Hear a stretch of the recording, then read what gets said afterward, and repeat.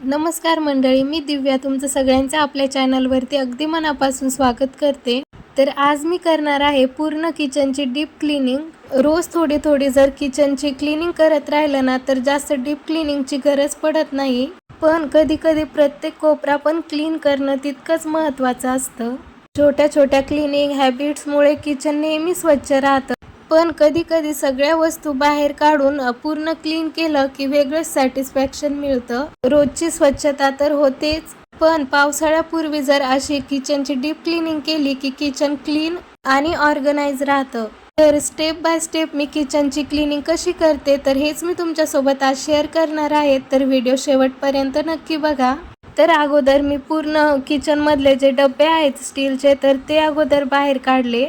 त्यातले जे वाळवणीचे पदार्थ आहेत तर ते पण पूर्ण उन्हामध्ये टाकले मी, कारण आता पावसाळा सुरू होतोय तर त्यामुळे हे सर्व पदार्थांना थोडंसं ऊन देऊन आणि मगच डब्यामध्ये भरायचे, कारण पावसाळा सुरू झाल्यावरती ते बाहेर टाकता येत नाही आणि मग ते तसेच डब्यामध्ये राहिले तर ते असे सादळल्यासारखे होते पापड वगैरे।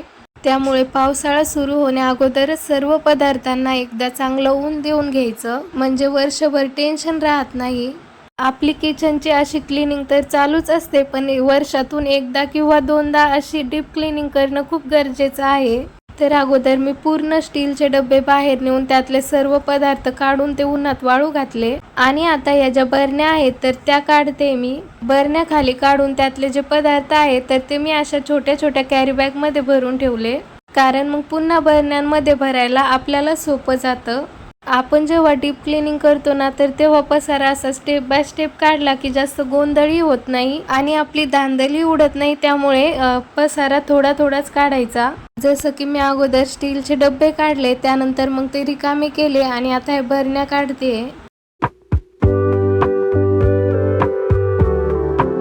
बरण्या रिकाम्या झाल्यानंतर लगेच मी घरामध्येच बेसिंग मध्येच धुवून घेतल्या ह्या बरण्या, कारण बाहेर घासण्यासाठी पण पूर्ण स्टीलचे डब्बे रिकामे करून ठेवले होते मी, त्यामुळे मग बरण्या आतमध्येच घासून घेतल्या अगोदर। वाळवणीचे पदार्थ पण एकदम छान वाळले होते उन्हामध्ये। बरण्या घासून झाल्यानंतर मग मी लगेच स्टीलचे डब्बे पण घासून घेतले आणि असे उन्हामध्ये वाळू घातले होते। जेव्हा उन्हामध्ये डब्बा चांगला वाळला तेव्हाच त्या डब्यामध्ये एखादा पदार्थ भरायचा, नाहीतर एखाद्या ओलसर डब्यामध्ये जर आपण एखादा पदार्थ भरला की त्याला बुरशी लागू शकते आणि तो पदार्थ खराब होऊ शकतो। त्यामुळे मग डबा कधीही चांगला वाळू द्यायचा आणि त्यानंतरच मग त्यामध्ये एखादा पदार्थ भरायचा। तर बघा, डब्बे भरण्या घासून झाल्यानंतर मग मी हे रॅकवरचे भांडे काढले। रॅकवरचे सर्व छोटे मोठे सगळे भांडे घासण्यासाठी ठेवले, दोन्ही रॅक सुद्धा घासण्यासाठी बाहेर नेऊन ठेवले। आणि आता पूर्ण किचन रिकामा झालं तर किचन मधले पूर्ण मी जाळे काढून घेतले, कोपऱ्यामधले सगळे जाळे। तसं तर प्रत्येक 8 ते 15 दिवसाला घरातले जाळे काढावेच लागतात। पूर्ण जर पसारा काढला आपण बाहेर तर डब्यांमागे काही कोपऱ्यांमागे असतात जाळे, तर ते पण निघतात। तर हा आहे डीप क्लिनिंगचा फायदा। जाळे काढल्यानंतर मग मी पूर्ण घर एकदा स्वच्छ झाडून घेतलं आणि त्यानंतर मग हे जे रॅक आहे तर ते पूर्ण मी पाण्याने असे स्वच्छ धुवून घेतले। जेव्हा आपण किचनची डीप क्लीनिंग करतो तेव्हाच हे रॅक धुवायला जमतात, नाहीतर असे जमत नाही धुवायला। आपण जर एक रॅक काढून तो जर असं धुवायला गेलो तर मग बाकीच्या सामानावरती पण पाणी जातं, त्यामुळे मग जेव्हा आपण डीप क्लीनिंग करतो तेव्हाच असे रॅक वगैरे धुवायला जमतात।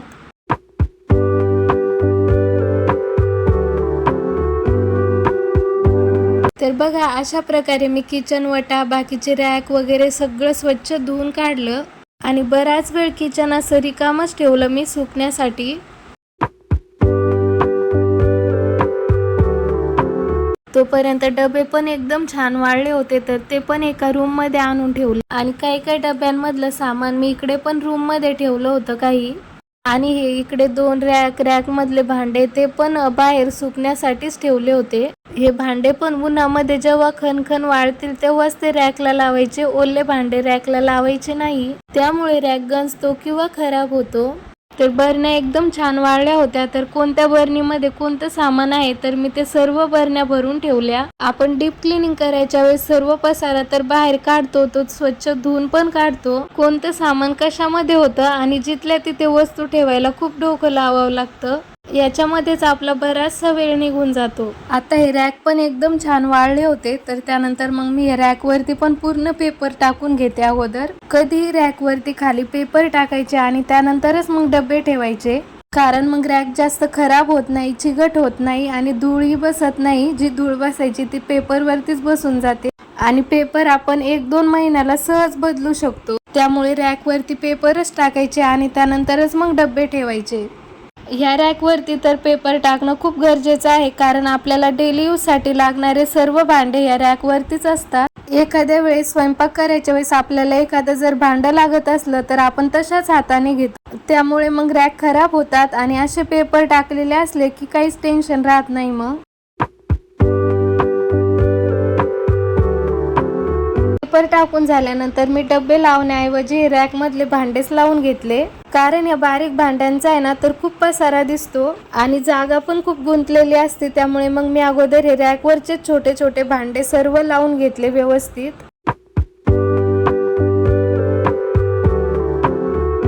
आणि आता हे स्टीलचे डबे घेतले मी लावायला। हे स्टीलचे डबे तसे न लावता कधीही पेपर लावूनच लावायचे, कारण मग पेपर लावल्यामुळे डब्याचं झाकण खराब होत नाही। चिकटपणा, धूळ ती सर्व पेपर वरतीच जाऊन बसते आणि आतमध्ये झाकण तशाच तसं राहतं। त्यामुळे डब्यांच्या झाकणांना कधीही पेपर लावूनच ठेवायचे। तर पेपर कसा लावायचा, तर मोठा जो डबल पेपर असतो ना, तर झाकण मोठा असो किंवा छोटा असो तर पेपर कट करायचा नाही। पूर्ण तो जोड पेपर असतो ना, तर तो पूर्ण पेपर अशा पद्धतीने झाकणाला लावायचा। यामुळे काय होतं ना, आपण जेव्हा डब्बा खोलतो ना तर तो पेपर फाटत नाही। तर अशाच पद्धतीने मी सर्व डब्यांना पेपर लावून घेतले।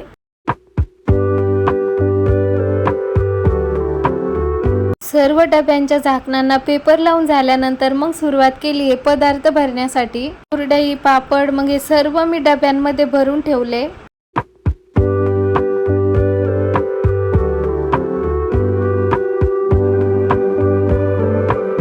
सर्वात महत्त्वाची गोष्ट ती म्हणजे डब्यांमध्ये कोणता पदार्थ ठेवला तर त्याच्या झाकणावरती नाव टाकून ठेवणं।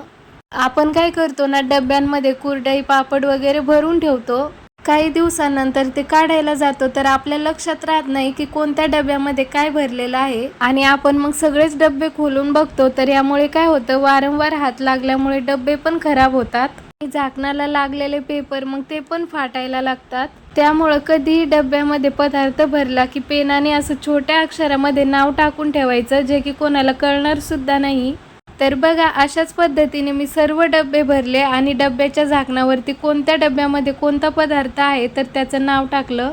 तर असं जर नाव टाकलं ना तर कोणाच्या लक्षात सुद्धा येत नाही आणि आपल्याला सोपं पडतं आणि आपला वेळही वाचतो बाकीचे डबे खोलून बघण्याचा।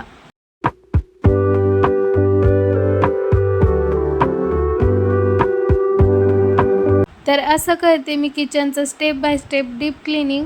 तर तुम्ही कसं करता हे सुद्धा मला कमेंटमध्ये नक्की सांगा। व्हिडिओ जर आवडला असेल तर व्हिडिओला लाईक करा, शेअर करा आणि नेहमीप्रमाणे आपल्या चॅनलला सबस्क्राईब सुद्धा करा।